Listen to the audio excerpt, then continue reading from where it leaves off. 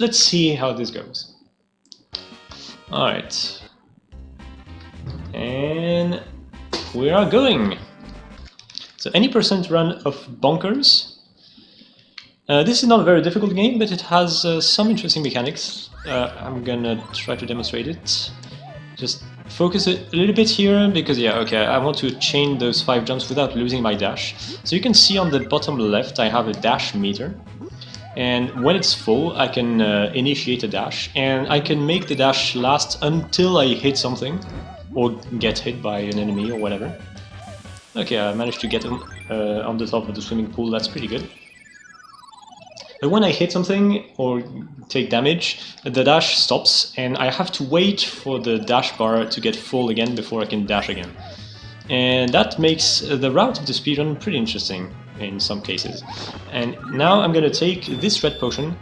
Red potions, it makes me, well, sort of angry, I don't know, and I can run into enemies while I'm red. And so that's pretty cool. And there's also an added bonus, is that when my dash is stopped, well, my dash meter is still full, so I can initiate a new dash right away. So that's why using a potion is almost all the time a good idea. Not always, but most of the time. Okay, there I did not manage to get the frame perfect jump, so I did not manage to conserve my dash all the way to the end. But that's fine. It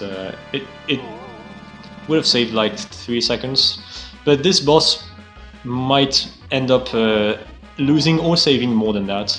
So it's some sort of ghost. He's very RNG heavy, because he can stay on the top of the screen as much as he wants. So, well, I just have to wait and be lucky. Okay, here it starts pretty well.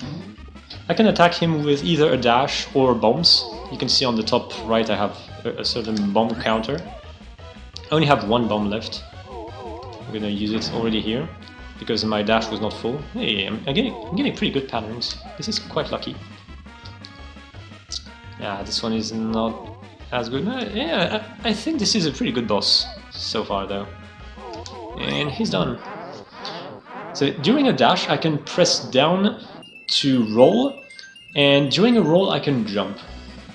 And that's interesting, because during this whole process, I will keep my dashing speed, but as soon as I start rolling, my dash meter already starts regenerating.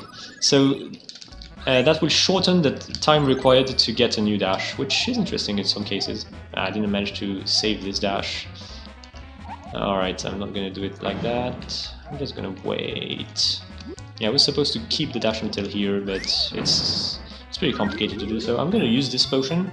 So we're gonna go through a series of paint parts, I'm not sure, here. Yeah, this is some sort of movie studio. And now I'm gonna get another potion. In a serious attempt I would skip it, but getting this is pretty safe. So I can go through this alien. Tiny jump here to get there, and below this alien. It took me some time to figure out a perfect way to get through that section without counting on good RNG from the aliens. It works whatever pattern I get. Second studio level. Again, there's going to be a potion right here, so let's take it. I'm going to try to do a series of jumps on the top of the level. It saves very little time. Let's see if we can get there. One, alright. Okay, I got that. But I got it, unfortunate. That's okay, I still have the other dash from the potion. Even if you get stopped, as I said, you still can start a new dash immediately thanks to the potion. So yeah, the potions are really good in this speedrun. And second boss already. So this is very RNG heavy. First I'm gonna get rid of the guy on the bottom, and then I'm gonna have to press this switch. Whoa, okay. And every time I press the switch, all the projectiles that I lit are gonna go down. And I have to just hope that the guy on the top was on one of those switches. And there's just no way to know. This is because it's way too fast. Come on, die. Alright. So I needed 3 presses, which is kind of normal RNG. If you're really lucky, you can get it in 1 press. It's never going to be more than 5 presses. If you need 5 presses, it's the worst possible RNG. Oh, and by the way, in that overworld, you can actually choose where you go, but there's not really any reason to choose a different order of the levels than the default one, so I just mash buttons and go to whatever level it takes me. So I always do the levels in the same order. It doesn't really matter, honestly. Okay, so now strategy, try to get above all these barrels. Oh, nice! I even got that little skip jump. That's cool. So here, a counterintuitive strategy. I don't use the dash right now. I actually ride this car before and now use a dash, because if I did the inverse, if I did the contrary, I would have the car would overrun me because the car is faster. So I would need to stop my dash at some point, and I cannot ride the car all the way to the end because of the tunnels. So there would have been a bigger part of the run where I would not be dashing or riding a car, so it would actually be worse. Okay, now let's see if I can keep this. Okay, I didn't manage to keep the acceleration, so I'm going to use the potion. This is an easier strat. But in a war record attempt, I would try to keep the first dash all the way to the end. It's hard to do because the jumps are difficult to nail, and well, this game has really big hitboxes. Your character has big hitboxes, pretty much everything. So it's really difficult to not get stopped by anything. It's quite deceptively difficult. Okay, I'm gonna definitely recharge my bombs with this. Wait for these guys. This guy, kill him, and now start dashing. Alright, jumping from the top of a balloon is a little bit weird. It does not work on all frames, but I got it. Okay, now a pretty strange boss. There is this, I don't know what, mouse flying superhero or whatever he is. I have no idea what this character is. But anyway, he's not the real boss. The real boss is the helicopter. And you want to hit only the helicopter and not the flying enemy, because if you hit him as well, he will leave the stage, and you will have to sit through a little cutscene where the helicopter goes into the background and picks him back up, takes him back to the stage. So that would waste time. So I avoided that. So this was a pretty decent boss.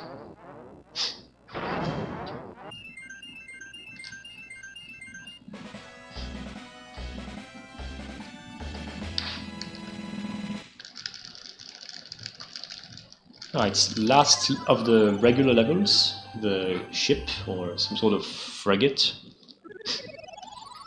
And here this is automatic. I need to wait for him to get on the top.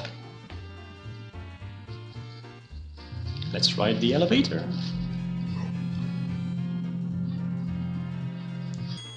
And I get control now. So let's pick this potion. Absolutely, you don't want this one. Okay, let's see if we get trolled by the boomsticks. Okay, we do. I'm gonna kill him. you can never know where they are. And now there's a lot of lag here.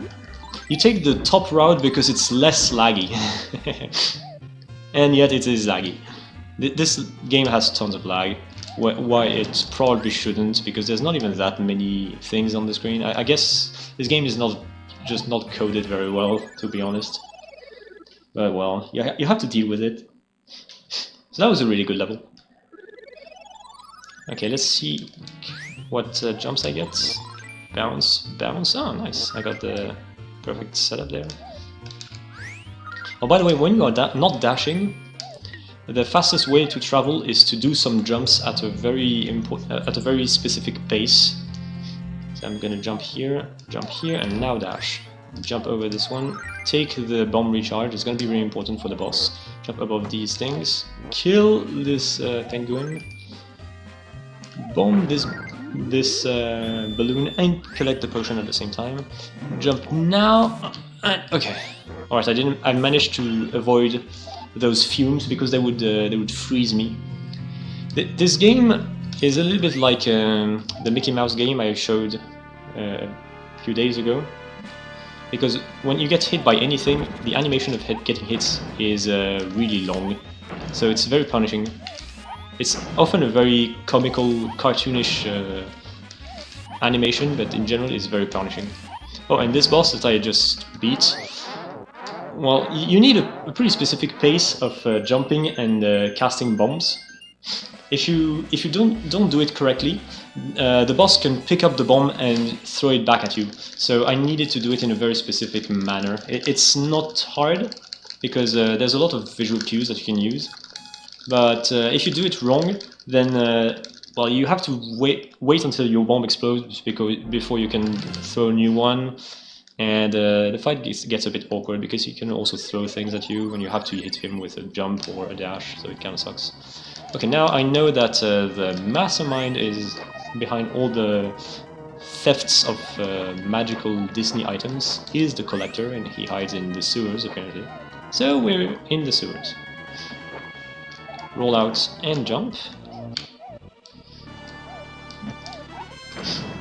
Use dash here. Okay, and now I'm gonna attempt a frame perfect jump. It's a squeeze jump, let's see if I can get it. Now! No, way too early. It's possible to keep this dash and hit the switch. But now I have to wait. Yeah. Only the dash can hit this switch. It saves like 5 seconds if you can get it, but it's frame perfect. Okay, jump here. Yeah, I'm continuously jumping with a very specific pace when I'm not dashing, because it's a bit faster than walking normally.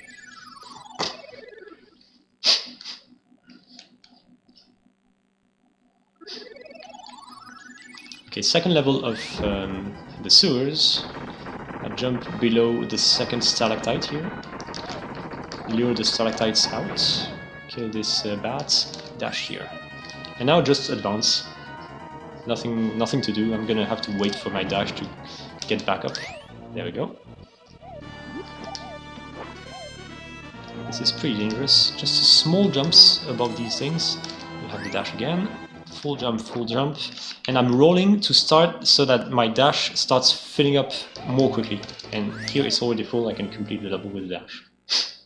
Okay, now, an interesting boss, and there's a really fast strategy I'm going to try to do. I will explain it later, I have to focus for this.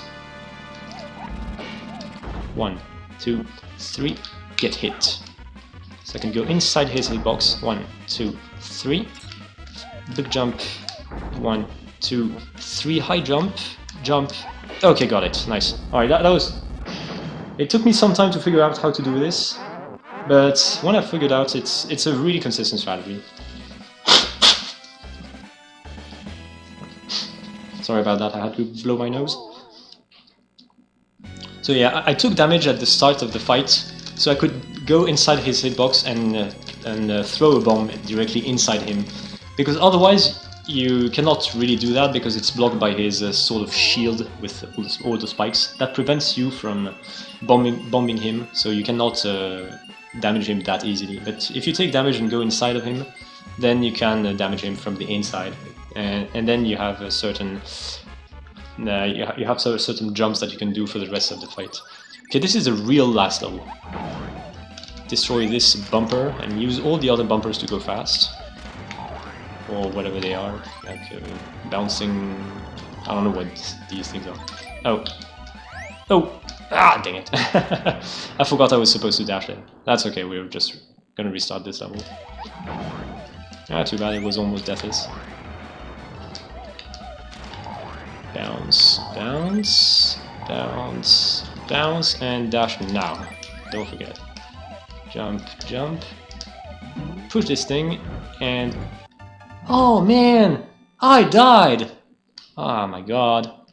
Oh, hey, that's sweet! The game just put me at the end of the level. Nice. Okay, I used the music cue to know when to do the first damage to this boss. This is the final boss of the game. Pop's clock. 3. Okay, I got the third hit. That's the hardest one to make. Let's not die though, because I still only have 3 hearts. He takes 7 hits. 5. So here you have to abuse the dash plus roll ability to go under him and hit him from the other side. And time. Okay, 1444. It would have been much better if I didn't die. like an idiot and in the last level, but that's still a pretty decent time. My PB for this is a 14.00, a 14 flat. It's a game I actually improved quite recently, because until I had a previous PB which was a 1438, and that's a PB I made in like early 2014. It was my oldest PB for a long time until I improved it sometime this year.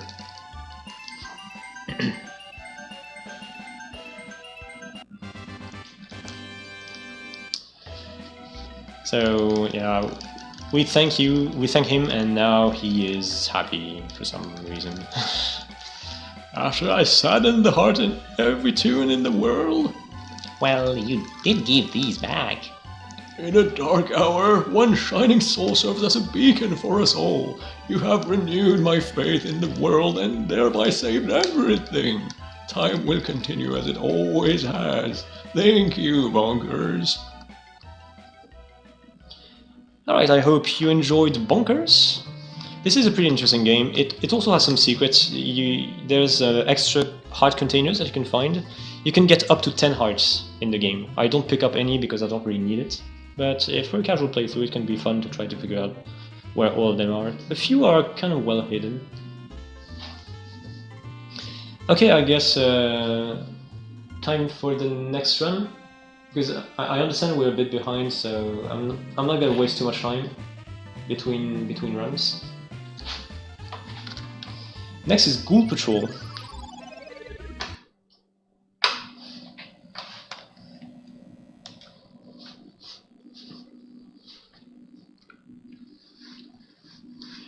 So Ghoul Patrol, this game is quite interesting. It's often made out to be a bad game because, well, it's some sort of spiritual successor of Zombies Ate My Neighbors, which is definitely a better game and more well-known. And this game is, well, it's not really a sequel. It uses the same characters, sort of the same ambience, but yeah, it doesn't work exactly the same way. It's not as good, but honestly, it's not bad. It's a pretty decent game. It's really fun with 2 players. So let's start the game. I'll explain how it works as we go through. Let's restart the timer, by the way. You can choose between Zeke and Julie. Doesn't matter, but I'm gonna pick Julie because her animation is so much more funny.